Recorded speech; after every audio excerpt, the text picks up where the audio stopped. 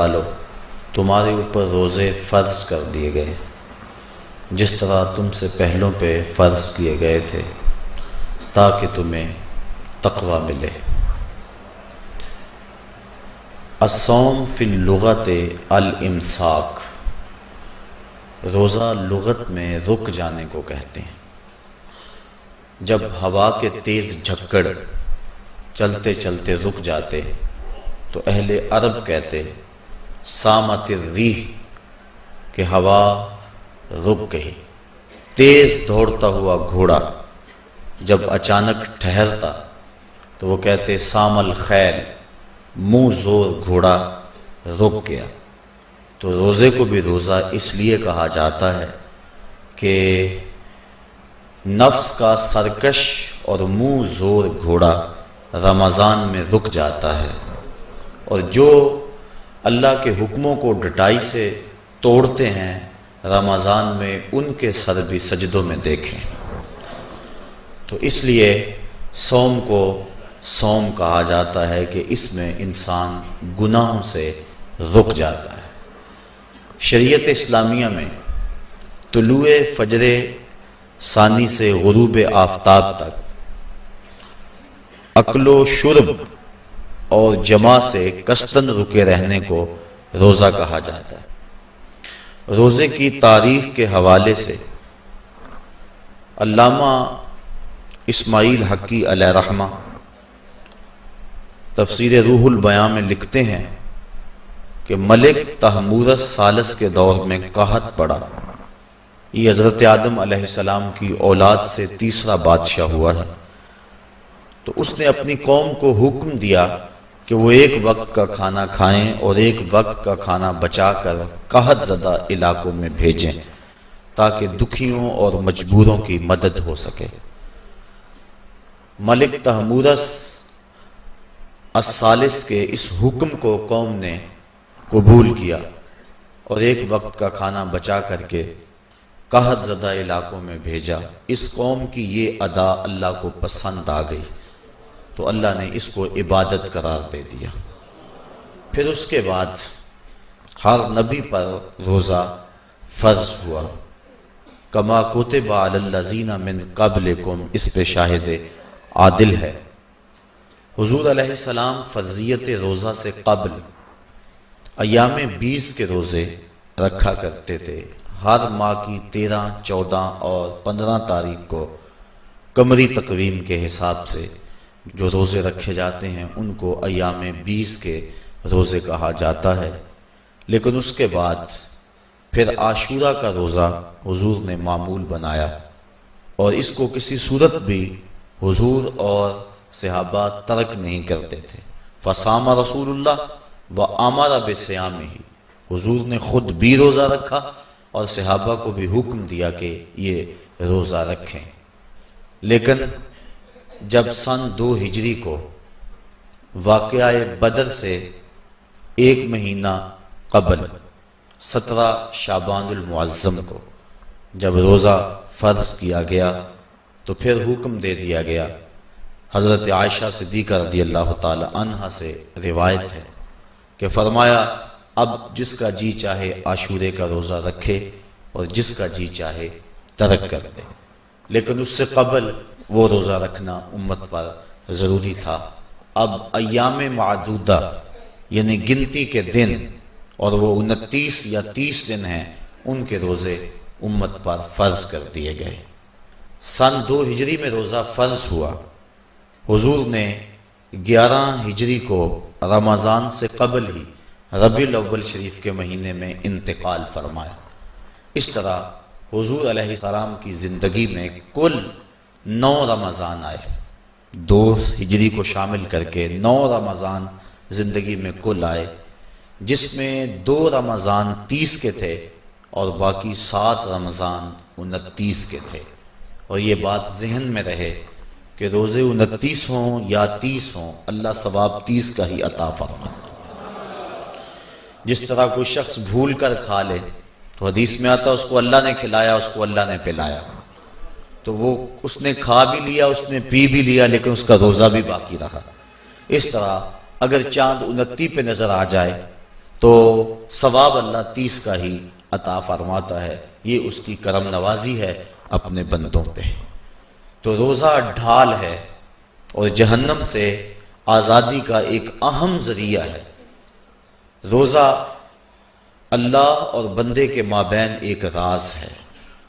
روزہ نور ہے، ضیاء اور روشنی ہے، اور آقا کریم صلی اللہ علیہ وآلہ وسلم نے روزے کی فضیلت بیان کرتے ہوئے ارشاد فرمایا کہ ہر شے کی کوئی زکوٰۃ ہوتی ہے، انسان کے جسم کی زکوٰۃ روزہ ہے۔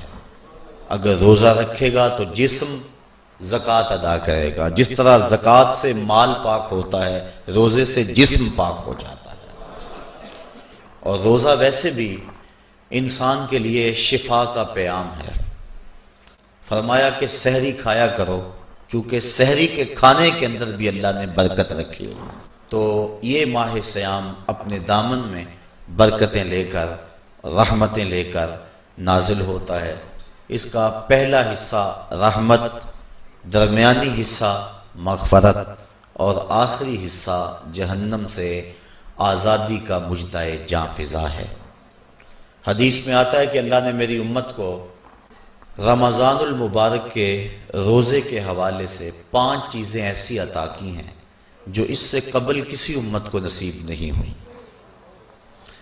ایک تو یہ کہ رمضان المبارک کے اندر روزہ رکھنے والے کے معدے سے جو بو نکلتی ہے، اللہ کو وہ مشک سے زیادہ محبوب ہے۔ دوسری بات کہ جب ماہ صیام آتا ہے تو شیاطین کو جکڑ دیا جاتا۔ تیسری بات کہ روزے دار جب تک روزے میں رہتا ہے، فرشتے اس کے لیے مغفرت کی دعائیں کرتے رہتے۔ اور چوتھی بات، جب ماہ صیام کی آخری رات آتی ہے تو اس کے سارے گناہوں کو بخش دیا جاتا اور اس کو جہنم سے آزادی کا پروانہ مل جاتا ہے۔ بلکہ ایک صحابی نے حضور سے عرض کی کہ آقا کریم، جو یہ جہنم سے آزادی کا پروانہ مومن کو ملتا ہے تو کیا یہ لیلۃ القدر کی رات ہے؟ تو آقا کریم نے فرمایا نہیں، جب مزدور اپنی مزدوری مکمل کرتا ہے، جب اس کی دہاڑی پوری ہو جاتی ہے تو پھر اس کو اس کا مالک کچھ دیتا ہے، تو یہ جو اس کو بخشش اور مغفرت کا مجدہ جاں فضا دیا جاتا ہے، یہ اس کی مزدوری ہے۔ اور فرمایا کہ جو لیلۃ القدر کی برکتیں اس کو حاصل ہوتی ہیں، یہ اس کے علاوہ ہیں۔ اور یہ اللہ تعالیٰ جل شانہ نے خاص کرم نوازی فرمائی بندہ مومن پر کہ اس کو یہ بابرکت رات عطا فرمائی۔ اور 5ویں فضیلت جو اس کو دی گئی، روزہ دار کو اور حضور سے قبل جو امتوں میں لوگ روزے رکھتے تھے، یہ فضیلتیں ان کو نہیں عطا کی گئی۔ جنت کو پورا مومن کے لیے آراستہ و پیراستہ کیا جاتا ہے۔ حضرت ابو ہریرہ رضی اللہ تعالی عنہ سے ایک روایت مروی ہے جس کو امام بخاری اور امام مسلم نے روایت کیا کہ آقا کریم علیہ السلام نے ارشاد فرمایا، قال اللہ عز وجل، اللہ جل شانہ ارشاد فرماتا ہے، کل عمل ابن آدم لہو، ابن آدم کا ہر عمل اسی کے لیے ہے، الا الصوم فإنہ لی، ہاں مگر روزہ ہے جو وہ میرے لیے رکھتا ہے، وأنا اجزی بہ، اور اس کی جزا میں اسے دوں گا، والصیام جنۃ، اور صیام روزہ ڈھال ہے، فإذا کان یوم صوم احدکم فلا یرفث ولا یصخب، فإن صابہ احد او قاتلہ فلیقل انی صائم انی صائم، والذی نفس محمد بیدہ لخلوف فم الصائم اطیب عند اللہ من ریح المسک للصائم فرحتان یفرحہما اذا افطر فرح بفطرہ واذا لقی ربہ فرح بصومہ۔ تو فرمایا کہ جب کوئی شخص روزہ رکھتا ہے تو اس کا یہ عمل اللہ کے لیے ہے اور اللہ تعالیٰ اس کی جزا دے گا۔ روزہ ڈھال ہے، جب کوئی شخص روزہ رکھے تو وہ اس کے اندر کوئی اللہ کی نافرمانی نہ کرے، یہاں تک کہ اگر اس کو کوئی شخص گالی بھی دے تو وہ یہ کہے کہ میرا روزہ ہے، میں صائم ہوں، میں نے روزہ رکھا ہوا ہے، یہ کہہ کے لڑنے والے کو، الجھنے والے کو ٹال دے۔ حضور نے ارشاد فرمایا مجھے قسم ہے اس رب کی جس کے قبضے میں محمد کی جان ہے کہ روزہ دار کے معدے سے جو بو نکلتی ہے اللہ کو وہ مسک یعنی کستوری کی خوشبو سے زیادہ محبوب ہے۔ اور روزہ دار کے لیے دو خوشیاں ہیں، ایک خوشی اس کو اس وقت ملتی ہے جب وہ روزہ افطار کرتا ہے، اور دوسری خوشی اس کو اس وقت ملتی ہے جب اس روزے کے صلے میں اسے اپنے رب کا دیدار نصیب ہوگا۔ یہ بات ذہن میں رکھیں کہ اس دنیا پر سب سے بڑی دولت جو حضرت انسان کو دی گئی ہے وہ دولت ایمان ہے، اور قیامت کے دن سب سے بڑی دولت جو اہل ایمان کو دی جائے گی وہ اللہ تعالیٰ کا دیدار ہوگا۔ جنت کے حور و قصور، جنت کے محلات، جنت کی اعلی نصب نعمتیں، دنیا کی کوئی دولت اور دنیا کی کوئی نعمت جنت کی کسی نعمت کا مقابلہ نہیں کر سکتی، لیکن جنت والے جنت میں جا کر جس نعمت کو سب سے بڑا سمجھیں گے، اور وہ ہوگی بھی حقیقت میں سب سے بڑی نعمت، ایسی نعمت کہ اس نعمت کے ملنے پہ باقی ساری نعمتوں کو بھول جائیں گے، وہ یہ ہے کہ رب اپنے رخ کرم سے پردہ ہٹا دے گا اور ان کو اپنا دیدار عطا فرما دے گا۔ تو یہ سب سے بڑی دولت جو مومن کو آخرت میں نصیب ہوگی یہ روزے کے صلے میں نصیب ہوگی، یہ روزے کا وہ ثمر ہے، یہ روزے کا وہ پھل ہے جو اللہ اہل ایمان کو قیامت کے دن عطا فرمائے گا۔ عاجزی بہی کا معنی ہے کہ اس کی میں جزا دوں گا۔ ایک روایت میں آتا ہے کہ جو اعمال ہیں وہ 7 طرح کے ہیں، 2 اعمال ایسے ہیں کہ جو واجب کرتے ہیں، 2 اعمال ایسے ہیں کہ جن کی جزا ان کی مثل ہے، اور ایک عمل ایسا ہے کہ جس کی جزا 10 گنا ہے، اور ایک عمل ایسا ہے کہ جس کی جزا 700 گنا ہے، اور ایک عمل ایسا ہے جس کی جزا بے حساب ہے۔ فرمایا کہ وہ 2 عمل جو واجب کرتے ہیں وہ یہ کہ اگر کسی شخص نے اللہ کی عبادت کی اور اس کے ساتھ کسی کو شریک نہ ٹھہرایا تو وہ جنت کو یہ اعمال واجب کر دیتے ہیں، یعنی اس کو جنت کا ملنا لازم ہے، ضروری ہے، واجب ہے اس کے لیے۔ اور دوسرا وہ شخص جس نے اپنے رب کے حکموں کو توڑا یہاں تک کہ اس کے ساتھ کسی کو شریک ٹھہرایا، اس کے اوپر جہنم واجب ہے۔ اور 2 وہ عمل جن کی جزا ان کی مثل ملے گی، ایک وہ گناہ جو اس نے کیا تو اس کی سزا اس کی مثل دی جائے گی، اور دوسری وہ نیکی جو اس نے کی نہیں ہے لیکن اس کا عزم کیا تھا تو اس کو بھی ایک نیکی کا ثواب دے دیا جائے گا۔ ایک عمل وہ ہے جس کے بدلے کے اندر 10 گنا اس کو اجر دیا جاتا ہے، اور فرمایا اس سے اس کے نیک اعمال مراد ہیں، اور فرمایا کہ جو اس کا چھٹا عمل ہے وہ ایسا ہے جس کے بدلے کے اندر اس کو 700 گنا اجر دیا جاتا ہے، اور وہ راہ خدا میں اس کا صدقہ کرنا ہے۔ اور فرمایا ایک عمل ایسا ہے جس کی جزا کا دنیا پر کوئی حساب ہی نہیں ہے، اور وہ بندے کا اللہ کے حضور اپنے روزے کے ساتھ پیش ہونا ہے۔ تو روزہ ایک ایسا عمل ہے کہ جس کی جزا کا کوئی حساب ہی نہیں ہے، تو یہ اللہ کے علم میں ہے کہ وہ اپنے بندے کو کتنی اس کی جزا اور کتنا اس کا صلہ عطا فرما دیتا ہے۔ تو یہ اجر ہے نیکی کا۔ اور آقا کریم علیہ السلام نے ارشاد فرمایا روزہ ڈھال ہے اور جہنم سے بچنے کا ایک مضبوط قلعہ ہے۔ روزے کے من جملہ ثمرات میں سے ایک ثمرہ مرتبہ احسان کا حاصل ہونا ہے۔ مرتبہ احسان کیا ہے؟ اس پہ حدیث جبریل میں آپ کے سامنے رکھنا چاہوں گا، جس کو امام بخاری نے اور دیگر ائمہ احادیث نے ذکر کیا ہے۔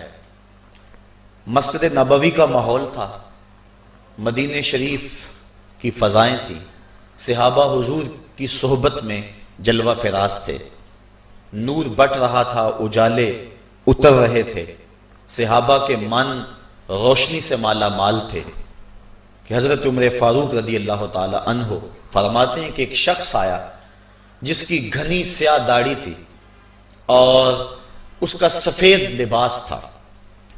ہم میں سے اسے کوئی جانتا بھی نہیں تھا، لیکن اپنے وجود کی تر و تازگی کی وجہ سے وہ مسافر بھی دکھائی نہیں دیتا تھا. چونکہ مسافر ہوتا تو آثار سفر اس کے بدن سے ظاہر ہوتے، لگتا تھا جس طرح یہی کسی گلی سے نکل کے آیا ہے.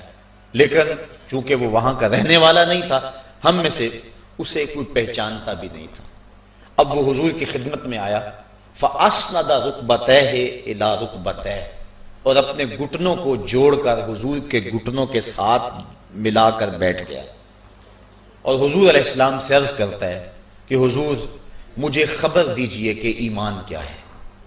حضور نے ارشاد فرمایا ایمان یہ ہے کہ تو اللہ پر ایمان لائے، اس کے رسول پر ایمان لائے، پچھلی کتابوں پہ ایمان لائے، اچھی بری تقدیر پہ ایمان لائے، فرشتوں پہ ایمان لائے. بتایا حضور نے تو اس نے کہا صدقتا، آپ نے سچ کہا.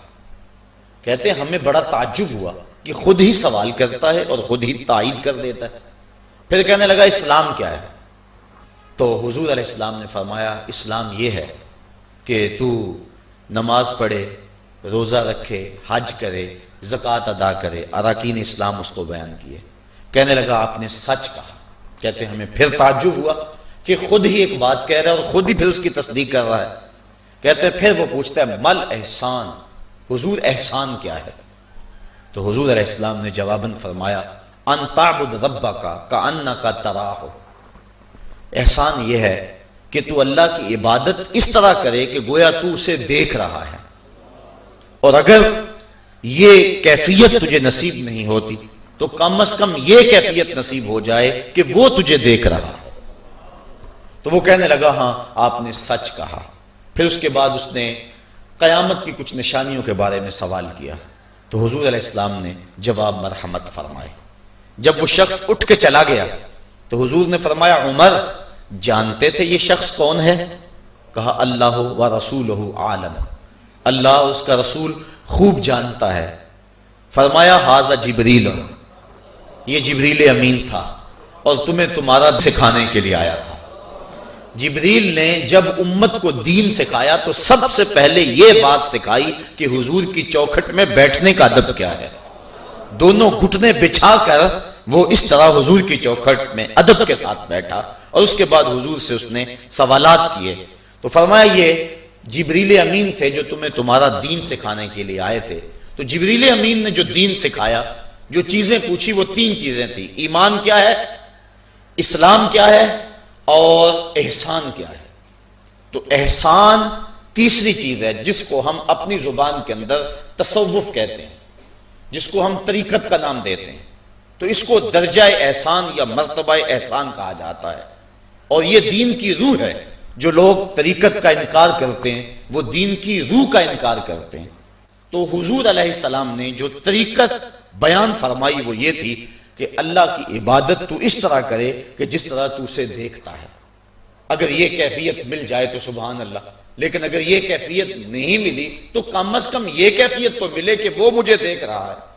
اور اگر یہ کیفیت بھی مل جائے کہ وہ مجھے دیکھ رہا ہے تو بتائیے کہ پھر انسان کی زندگی میں کتنا سرور آ جائے گا کہ جب وہ نماز کے لیے کھڑا ہو تو اس تصور میں ڈوب جائے کہ میرا مالک تو مجھے دیکھ رہا ہے. تو پھر نماز کا کتنا سرور آ جائے گا اس کو. اور جب وہ کوئی اور نیک عمل کر رہا ہو تو اس تصور میں ڈوب جائے کہ میرا مالک میرے اوپر نگاہ لطف فرما رہا ہے، تو پھر اس کی کیفیت کا عالم کیا ہوگا.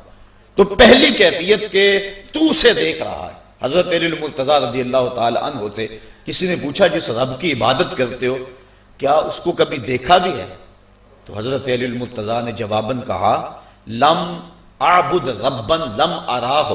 اے صاحب کبھی کبھی کی بات کیا کرتا ہے، علی تو اتنی دیر تک سجدے سے سر ہی نہیں اٹھاتا جب تک اس کے جمال جہاں آرا سے فیض یاب نہیں ہو جاتا. حضرت داتا گنج بخش علی حجویری علیہ رحمہ کشف المعجوب کے اندر ایک حدیث نقل کرتے ہیں کہ حضور علیہ السلام نے ارشاد فرمایا کہ فاقہ کشی اختیار کرو اور بھوک اور پیاس برداشت کرو. ممکن ہے کہ اس دنیا کے اندر تم اپنے دل کی آنکھوں سے اپنے رب کا مشاہدہ کرو. تو یہ جو مرتبہ احسان ہے، جو مومن کا مقصود ہے، وہ اس کو حاصل ہوگا روزہ رکھنے سے۔ اور اگر چلو کسی روزہ دار کو یہ کیفیت نہ ملے کہ وہ اپنے رب کے جمال جہاں آرا کو دیکھ لے، اس کے جلووں کو دیکھ لے، اس کے دیدار کی دولت سے مالا مال ہو جائے، اس کا دل اس کی محبت میں ایسا ڈوبے کہ وہ جدھر دیکھے اسی کے جلووں کو ہی دیکھتا چلا جائے، اگر روزہ دار کو ایسی دولت نہ بھی نصیب ہو تو کم از کم روزہ دار کو یہ دولت تو ضرور ملے گی کہ وہ اس احساس میں ڈوب جائے گا کہ میرا رب مجھے دیکھ رہا ہے۔ گناہگار سے گناہگار شخص بھی کڑکتی ہوئی دوپہر میں ٹھنڈا پانی دستیاب ہونے کے باوجود ایک گھونٹ بھی حلق سے نیچے نہیں اتارتا، کیوں؟ اس لیے کہ میرا مالک تو مجھے دیکھ رہا ہے۔ تو یہ احساس اس کو آیا کہ نہ آیا؟ کاش کہ رمضان میں یہ نور جو ہم کو نصیب ہوتا ہے، یہ رمضان کا خاص نور ہے، مرتبہ احسان سے پھوٹتا ہوا یہ اجالا رمضان میں ایک گناہگار سے گناہگار شخص بھی حاصل کر لیتا ہے کہ وہ اس احساس میں ڈوب جاتا ہے کہ میرا مالک مجھے دیکھ رہا ہے۔ کاش کہ وہ اس کو اندر سمو لے اور اس کو دل کی ایک ایک پرت پہ رکھ لے اور اس کو سجا لے اور اس دولت کو پھر جانے نہ دے، تو پھر اس کے لیے گناہ کرنا مشکل ہی نہیں محال ہو جائے گا۔ اس احساس سے پانی نہیں پیتا کہ میرا اللہ مجھے دیکھ رہا ہے، تو کیا مجھے یہ بتاؤ کہ جب وہ دکان پہ بیٹھ کے ڈنڈی مارتا ہے کہ اللہ اس وقت نہیں دیکھتا؟ جب وہ کسی کی جیب کاٹتا ہے اللہ اس وقت نہیں دیکھتا؟ جب وہ رشوت لے رہا ہوتا ہے اللہ اس وقت نہیں دیکھتا؟ کہ اللہ تعالیٰ صرف رمضان میں دیکھتا ہے، غیر رمضان میں نہیں دیکھتا؟ تو یہ احساس کاش کہ اس کے ساتھ لگ جائے کہ میرا مالک مجھے دیکھ رہا ہے، تو پھر گناہ کرنا مشکل ہی نہیں ناممکن ہو جاتا ہے۔ ساتویں کوٹھڑی میں جب سارے دروازے بند کر کے بت کے اوپر موٹا کپڑا ڈال کے زلیخا بولی ہے تالک یوسف اب آ جاؤ نا، اب تو کوئی نہیں دیکھ رہا ہے، تو یہی احساس تھا جس نے روشنی دی۔ قال معاذ اللہ، کہا اللہ کی پناہ، تو اپنے معبود سے موٹی چادر ڈال کر چھپ گئی، لیکن میرا خدا تو ساتویں کوٹھڑی میں بھی دیکھ رہا ہے۔ پھر اتنی روشنی برسی، اتنے اجالے اترے کہ گناہ کیا، گناہ کا تصور بھی محال ہو گیا۔ تو یہ یقین، یہ اذعان کہ میرا مالک مجھ کو دیکھ رہا ہے، انسان کے لیے گناہ کو مشکل ہی نہیں ناممکن بنا دیتا ہے۔ اور میرے اور آپ کے آقا و مولا نے فرمایا سبعۃ یظلھم اللہ تعالی فی ظلہ یوم لا ظل الا ظلہ، امام عادل وشاب نشا فی عبادت اللہ ورجل قلبہ معلق بالمساجد ورجل دعته امرأة ذات منصب وجمال فقال انی اخاف اللہ ورجلان تحابا فی اللہ اجتمع علیہ وتفرقا الیہ ورجل تصدق بصدقة فأخفاها حتى لا تعلم شماله ما تنفق يمينه ورجل ذكر الله خاليا ففاضت عيناه او كما قال۔ حضور ارشاد فرماتے ہیں کل قیامت کے دن جب کوئی سایہ نہیں ہوگا، 7 اشخاص ایسے ہیں اللہ تعالیٰ جنہیں اپنے عرش کا ٹھنڈا سایہ نصیب فرمائے گا۔ حدیث طویل ہے اور مجھے وقت کے گزرنے کا شدت سے احساس ہے، میں اپنا مقصود آپ کے سامنے رکھوں گا۔ چوتھا شخص وہ وَرَجُلٌ دَعَتْهُ امْرَأَةٌ ذَاتُ مَنْصَبٍ وَجَمَالٍ فَقَالَ إِنِّي أَخَافُ اللَّهَ۔ چوتھا وہ شخص جس کو کسی عورت نے دعوت گناہ دی، اور وہ عورت کوئی معمولی عورت نہیں تھی، ذات و منصب و جمال، ایک روایت میں ذات و حسب و جمال، یعنی منصب اور جمال کی مالکہ تھی، یا حسب و نسب اور جمال کی مالکہ تھی، اور اس نے نوجوان کو دعوت گناہ دی۔ اب قدموں میں حسن خود بخود بچھنے کے لیے بےتاب ہے، تو جب جذبات انگڑائیاں لے رہے ہوں، جوانی جوبن پہ ہو اور آرزویں مچل رہی ہوں اور حسن خود قدموں میں بچھنے کے لیے بےتاب ہو، تو پھر اپنی خواہشات کو لگام کون دے گا؟ لیکن اگر کسی نے اس وقت یہ کہہ کے اس کی پیشکش کو ٹھکرا دیا انی اخاف اللہ، میں تیری بات کیسے مانوں، مجھے رب سے بڑا ڈر لگتا ہے۔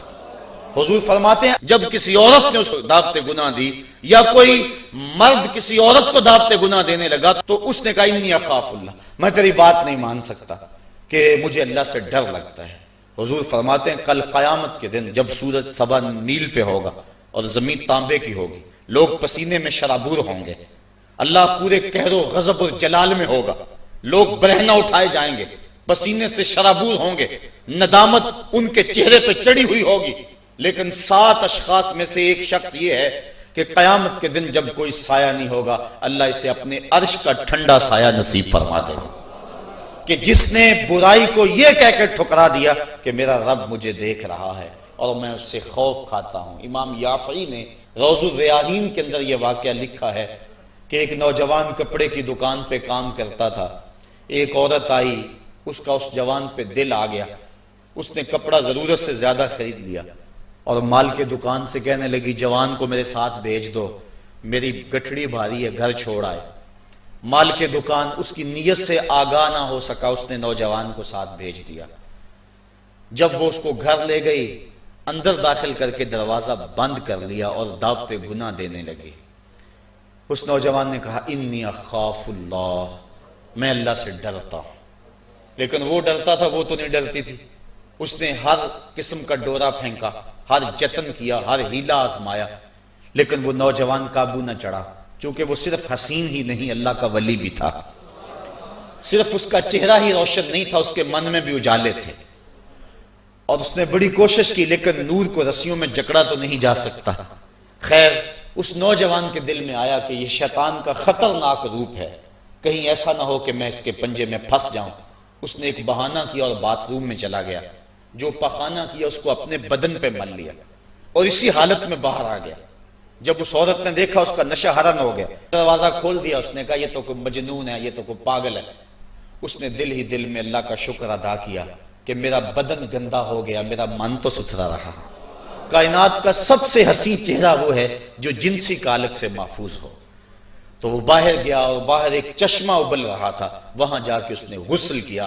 امام یافعی لکھتے ہیں جب تک وہ زندہ رہا اس کے جسم سے مشک و عنبر کی خوشبو آیا کرتی تھی، اور جب وہ مر گیا لوگوں نے اس کو دفن کر دیا، یہ خوشبو اس کی قبر کی مٹی سے بھی آیا کرتی تھی۔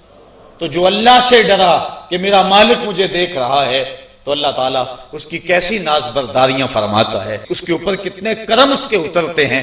تو کہا کہ وہ شخص جس نے اللہ سے ڈر کر گناہ کو چھوڑا، کل قیامت کے دن جب کوئی سایہ نہیں ہوگا اللہ اسے اپنے عرش کا ٹھنڈا سایہ نصیب فرما دے گا۔ تو یہ رمضان کا فیض ہے کہ انسان بے شمار گناہوں کے باوجود بھی تڑپتی کڑکتی دوپہر کے اندر بھی ٹھنڈا پانی اپنے منہ کے قریب بھی نہیں لاتا، وضو کرتے ہوئے بھی احتیاط کرتا ہے، غسل کرتے ہوئے بھی احتیاط کرتا ہے کہ کوئی قطرہ حلق سے نیچے اتر نہ جائے، اس احساس میں کہ میرا رب مجھے دیکھ رہا ہے۔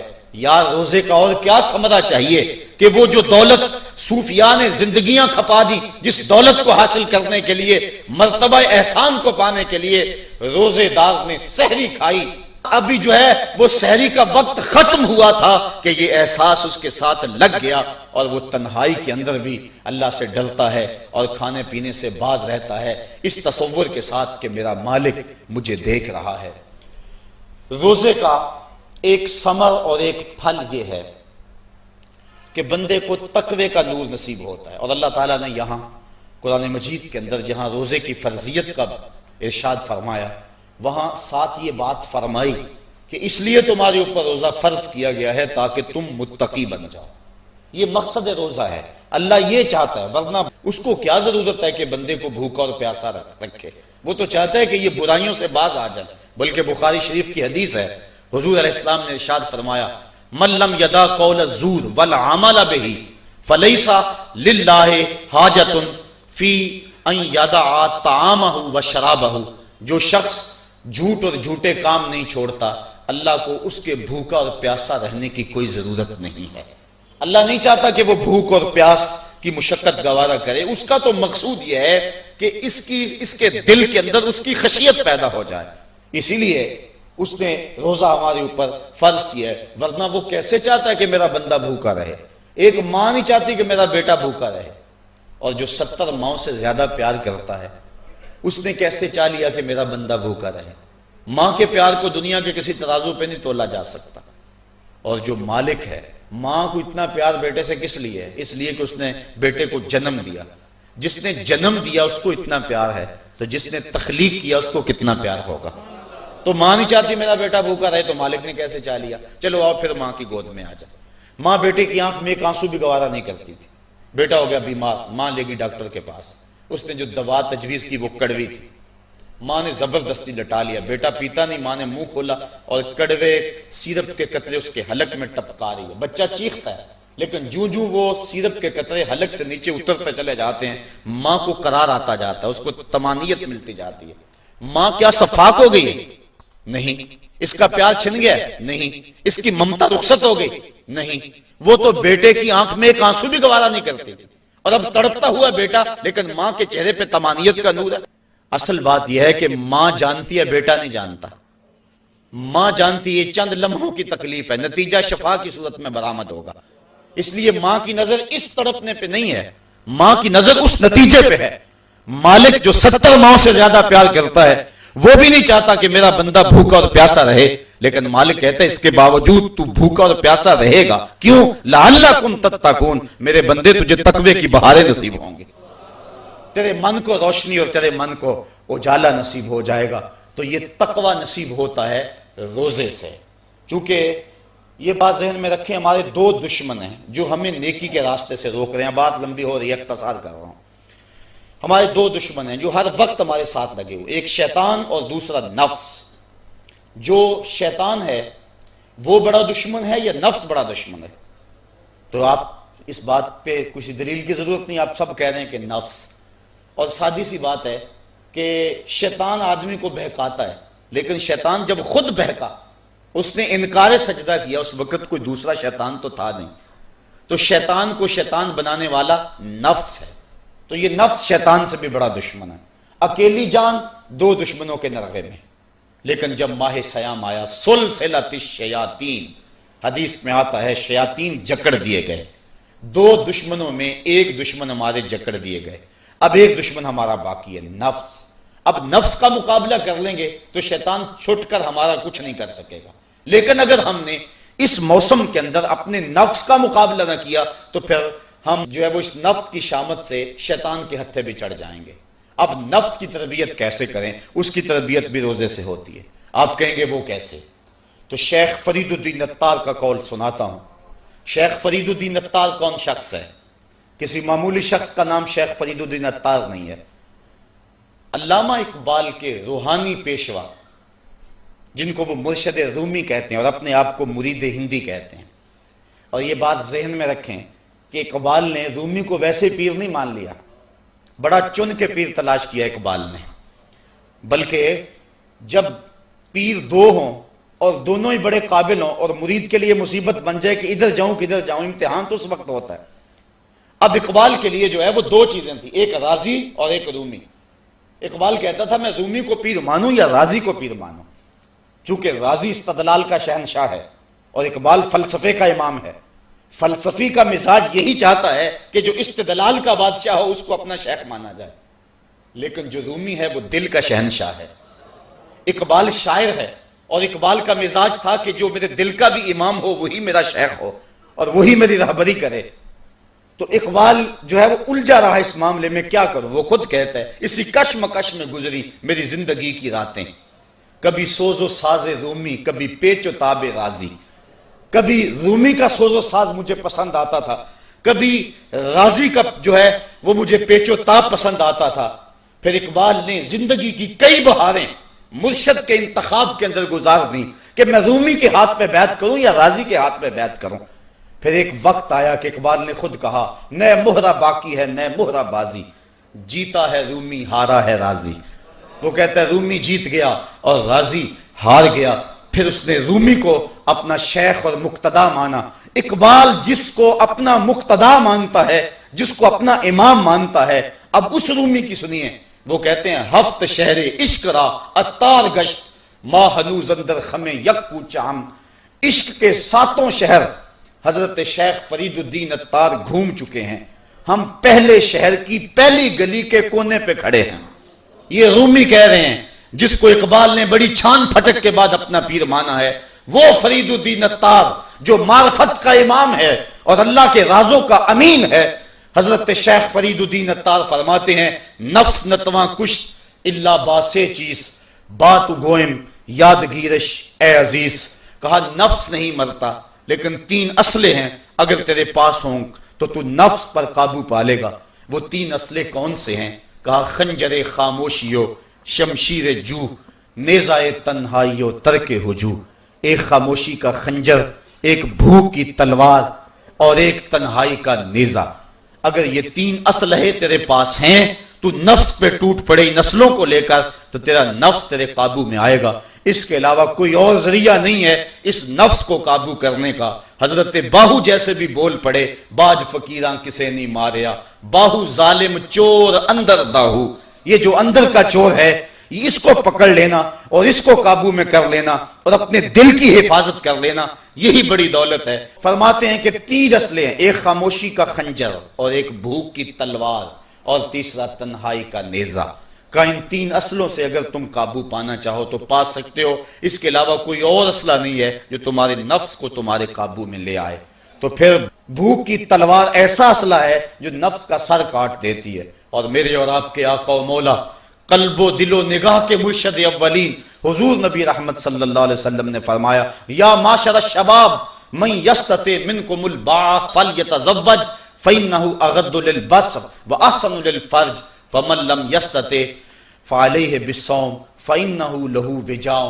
اے جوانوں کے گروہ، تم میں سے اگر کوئی شخص نکاح کی طاقت رکھتا ہے تو وہ نکاح کر لے، یہ نظر اور شرمگاہ کا محافظ ہے۔ اور اگر تم میں سے کوئی نکاح کرنے کی فی الحال طاقت نہیں رکھتا تو وہ روزے رکھے، روزے شہوات کو توڑتے ہیں۔ تو نفس کی تہذیب بھوک سے ہوتی ہے، اور بھوک ایک ایسا اسلحہ ہے کہ جس سے ہم اپنے نفس کو قابو میں لا سکتے ہیں۔